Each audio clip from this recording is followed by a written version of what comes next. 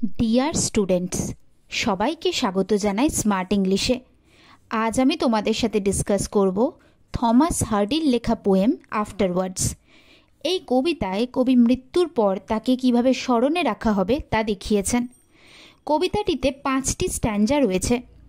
এখানে নেচারের ডেসক্রিপশন আমরা দেখতে পাবো।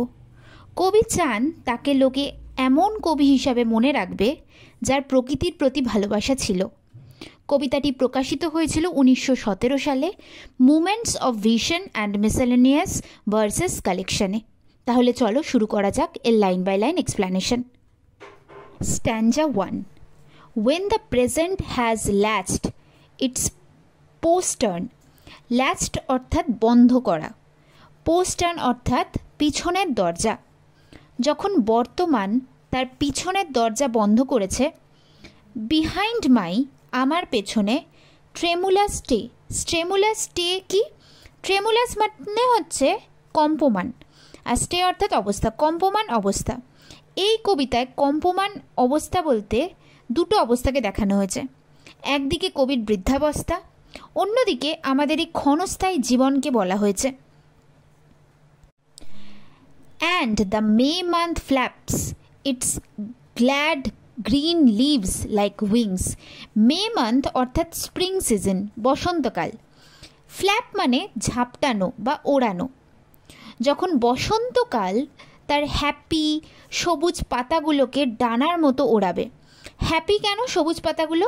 হ্যাপি অর্থাৎ সদ্য গজানো, কারণ আমরা জানি বসন্তকালে আবার নতুন নতুন পাতা গজায়। Delicate filmed as new span silk. Delicate filmed অর্থাৎ ডেলিকেট মানে কি সুন্দর, ফিল্মড মানে গাছের ছাল।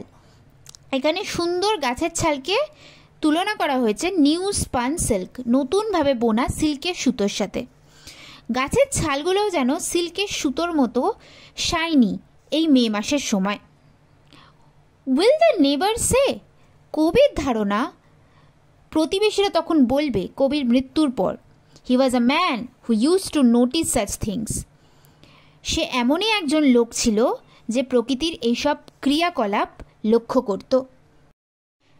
স্ট্যান্জা 2, if it be in the dusk, যদি এটা ঘটে গোধূলির সময়, এটা অর্থাৎ মৃত্যু। Like an eyelids soundless blink, নিঃশব্দে চোখের পলক পড়ার মতন, মানে এক নিমেষেই। The dewfall hawk comes crossing the shades to alight. Dewfall অর্থাৎ শিশির পড়ার মতো, হক অর্থাৎ বাজ পাখি। মনে রাখবে হক রিপ্রেজেন্টস ডেথ, মৃত্যুকে রিপ্রেজেন্ট করে বাজ পাখি। বাজ পাখি রাতের অন্ধকার ভেদ করে তীব্র গতিতে ধেয়ে আসছে, অবতরণ করছে। অ্যালাইট অর্থাৎ নিচে নেমে আসা। কোথায় নেমে আসছে? Upon the wind wrapped upland thorn.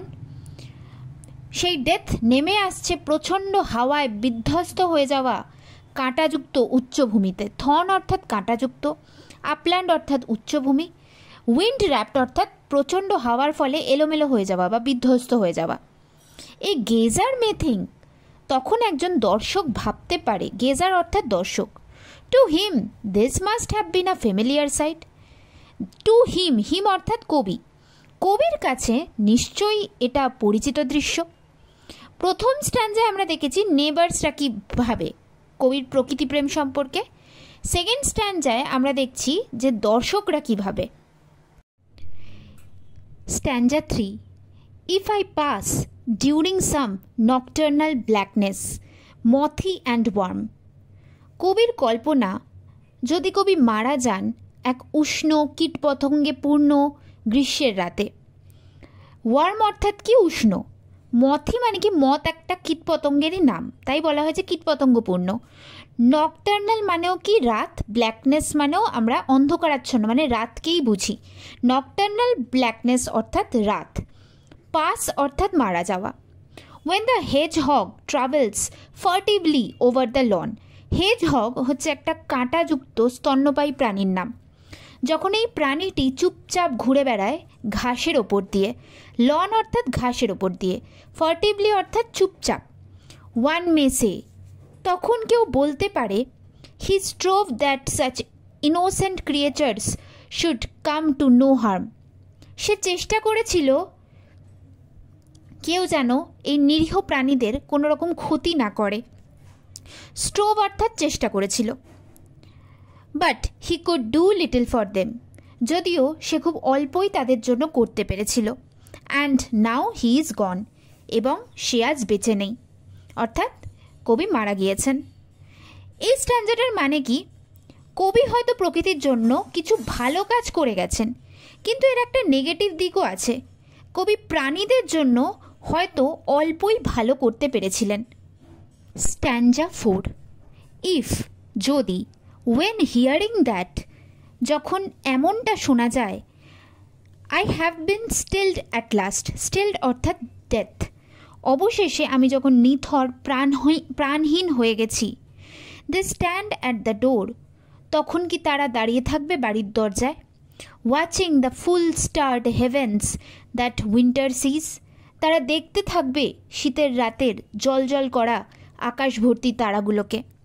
Will this thought rise on those who will meet my face no more, যখন তারা আমার মুখ আর দেখতে পাবে না, এই ভাবনাগুলো কি তখনও থাকবে তাদের মনে? কি ভাবনা?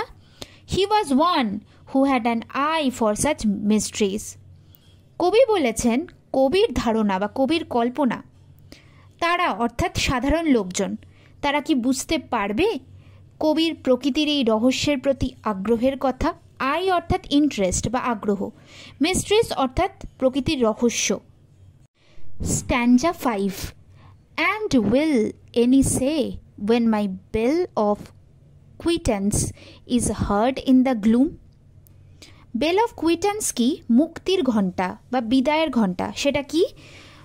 খ্রিশ্চানিটিতে কারোর মৃত্যু হলে মৃত্যুর পরে চার্চে যে বেল বাজে সেটাকেই বলা হয় বেল অফ কুইটেন্স।